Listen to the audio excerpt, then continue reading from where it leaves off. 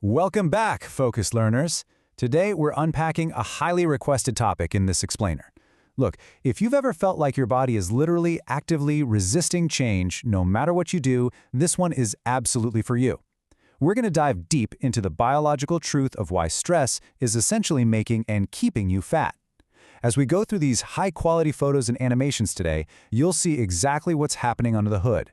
So let's jump right in. Does this feel familiar? You managed to squeeze 3 or 4 really grueling workouts into your crazy busy week. You're sweating, you're putting in the time, and yet your belly seems to grow, your chest stays soft, and the reflection staring back at you just doesn't match the sheer effort you're pouring in. It is incredibly frustrating, right? To feel like you're doing absolutely everything right on the gym floor, but getting literally nothing in return. When we don't see progress, it's so easy to just blame it on a lack of willpower. Or, the natural process of getting older. Or maybe a broken metabolism.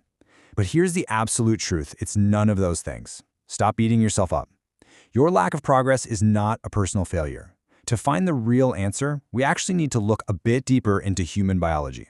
The actual culprit? It's something we call the cortisol emergency network. See, we usually think of stress as just an emotional thing, right? Feeling overwhelmed or anxious. But your body, it doesn't speak emotion. It processes stress as a literal physical command. This silent emergency network, driven by cortisol, actively overrides your standard metabolic pathways. It completely shifts your entire internal environment. So here's our roadmap for today's explainer. We're going to cover exactly why your workouts are failing, how ancient biology meets modern stress, the daily cortisol cascade, the sleep construction crew, and finally, a low-friction daily solution. All right, moving right along to Section 1, Why Your Workouts Are Failing, otherwise known as the hidden culprit. Look at this quote for a second. Until you address this internal environment, hours of heavy lifting and sweating in the gym will fail to produce the physical changes you are working toward. That's the harsh reality. You simply cannot out-train a hostile internal environment. If cortisol is running the show, your gym efforts are essentially just being blocked at the door. Which brings us to Section 2, Ancient Biology Meets Modern Stress. The structural mismatch. To really understand this structural problem, just take a look at our ancient design compared to our modern reality. Thousands of years ago, the body's emergency mode had a very specific job, helping humans survive immediate physical danger.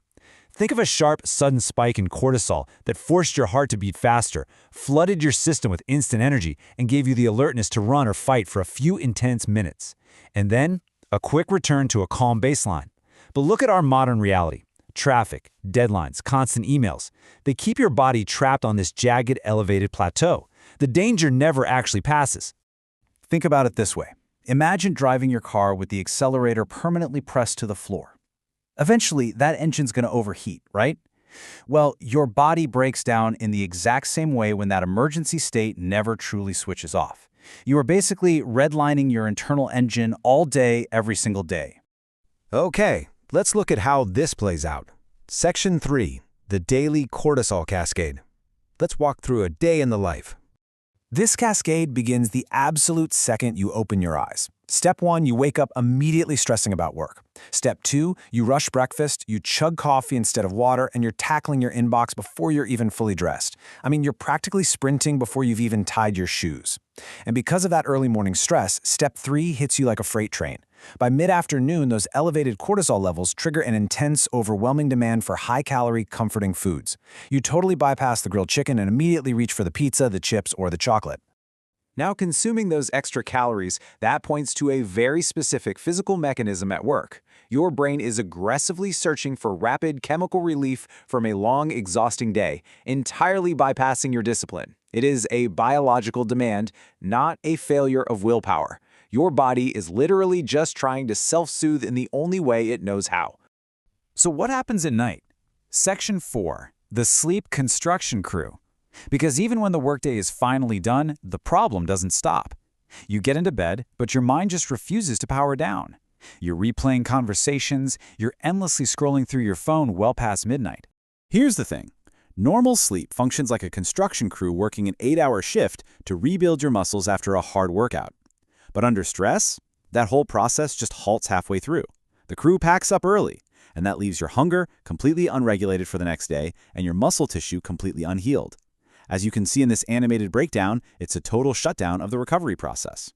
And because of that interrupted sleep, the next morning you try to lift weights while running on a completely empty battery. Everything feels off. The movements feel heavy, your energy completely drags, and you struggle to recover from even basic exercises. Look, chronic stress doesn't magically defy the laws of physics, and it doesn't just create fat out of thin air. Instead, it completely manipulates the inputs and outputs of your energy balance, virtually guaranteeing that you snack more, sleep less, and train poorly.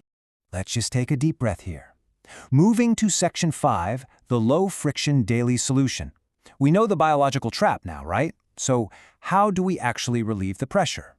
Obviously, trying to eliminate all stress from modern life is totally unrealistic, but here is the massive mistake we make. Our baseline stress is already pinned in the red. Then, on top of that, we introduce the added burden of extreme food restriction. Dropping this massive new burden onto the needle, it shatters the system. It absolutely guarantees burnout.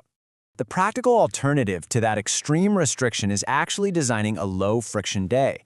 Try out these simple habits. Prepare tomorrow's breakfast tonight. That totally eliminates that chaotic morning rush. Take a quick 10-minute walk after lunch to help clear some of that cortisol from your system.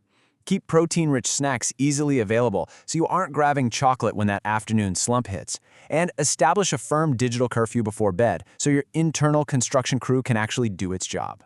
The absolutely crucial point here is this: small, routine systems consistently beat massive effort stacked together over time.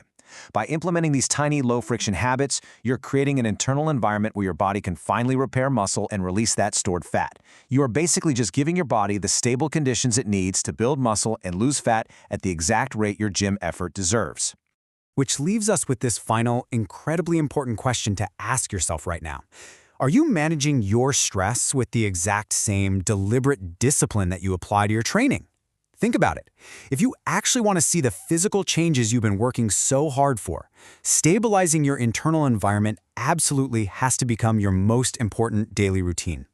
Thanks for joining me on this Explainer-Focused Learners. Do yourself a favor, put the phone down tonight, get that sleep construction crew working, and I'll see you next time.